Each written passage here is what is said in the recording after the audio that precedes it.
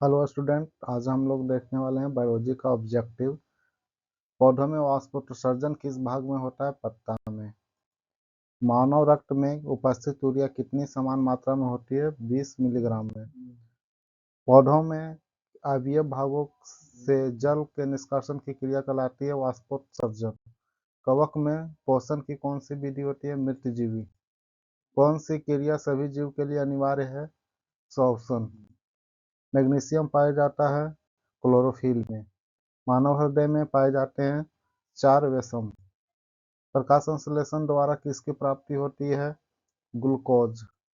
कोशिका झिल्ली किस प्रकार की झिल्ली होती है? अर्धपर्गमय। दही के जमने में निम्नलिखित में कौन सी क्रिया होती है? किण्वन। जीवन की उपचयी क्रियाओं के लिए संचालन के लिए निम्नलिखित में कौन सा आवश्यक है? निरंतर ऊर्जा की आपूर्ति, शारीरिक की वृद्धि, टूटे फूटे ऊतक की मरम्मत। इनमें से सभी होंगे। मानव में डायलिसिस थैली है नेफ्रॉन। मत्स्य का मुख्य श्वसन अंग है गिल्स। ग्रहणी भाग है छोटी आंत का।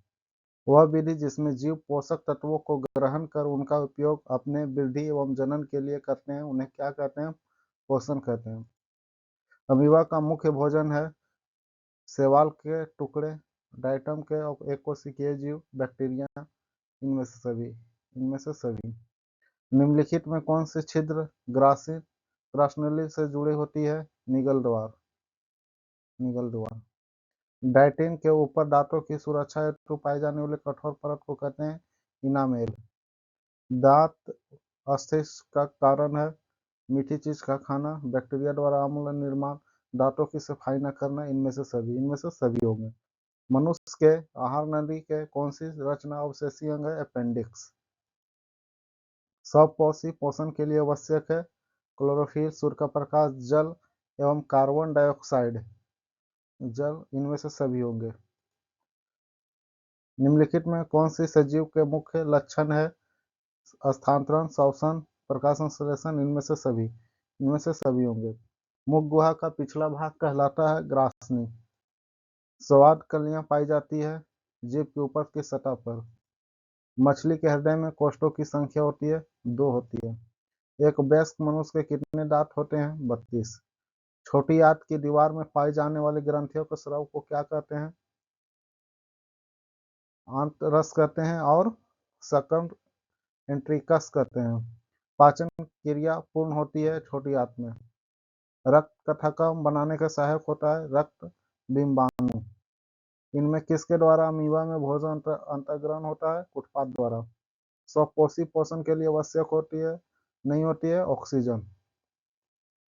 मनुष्य के शरीर की सबसे बड़ी ग्रंथि है लीवर। वृक्क के संरचनात्मक एवं क्रियात्मक इकाई को नेफ्रॉन कहते हैं। रक्त में हल्के पीले रंग के चिपचिपे द्रव को कहते हैं प्लाज्मा। प्रकाश संश्लेषण क्रिया में ऑक्सीजन बाहर निकलता है जल से। पादप में फ्लोएम संवाहक होता है भोजन। प्रकाश संश्लेषण होता है दिन में। यूरिया रक्त में कहाँ प्रवेश करती है? यकृत से। पौधों में पाया जाने वाला गड्ढा एवं दूधिया उत्सर्जित तरल पदार्थ को क्या कहते हैं? लेटेक्स बोलते हैं। खुला परिसंचरण तंत्र किस में पाया जाता है? कॉकरोच में। शरीर में भोजन का पाचन किस प्रकार की अभिक्रिया है? ऑक्सीकरण। शरीर में भोजन का पाचन किस प्रकार की अभिक्रिया है? ऑक्सीकरण। वाष्पोत्सर्जन कैसी प्रक्रिया है? भौतिकी। इनमें कौन प्रकाश संश्लेषी अंग है? पत्ती। मानव हृदय का औसत संकुचन दाब होता है 120 mmHg।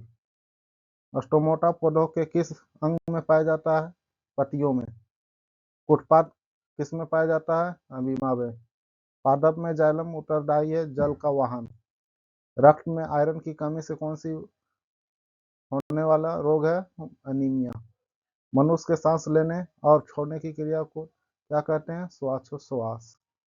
इथेनॉल अल्कोहल की किस प्रकार का श्वसन में बनता है? अवयवी। 6 कोशिकाएं पाई जाती है पत्तियों में। निम्नलिखित में कौन उत्सर्जित अंग है? वृक्क। रक्त क्या है? ऊतक। कल गणतंत्र दिवस है, भारत का राष्ट्रीय पर्व है जो प्रतिवर्ष 26 जनवरी को मनाया जाता है। इस वर्ष 2024 में भारत में 74वां गणतंत्र दिवस मनाया जा रहा है। फ्रांस के राष्ट्रपति एमेनुअल मैक्रों वर्ष 2024 के मुख्य अतिथि हैं। इस दिन सन 1950 में को भारत सरकार अधिनियम 1935 को हटाकर भारत का संविधान लागू किया गया था। भारत के 3 राष्ट्रीय अवकाशों में एक है। भारतीय संविधान के रचयिता डॉक्टर भीमराव अम्बेडकर हैं। एक राष्ट्रीय गणराज्य बनाने और देश को कानून का राज्य स्थापित करने के लिए 26 नवंबर 1949 को भारतीय संविधान रक्षा द्वारा अपनाया गया। 26 जनवरी 1950 को लागू किया गया। जय हिंद।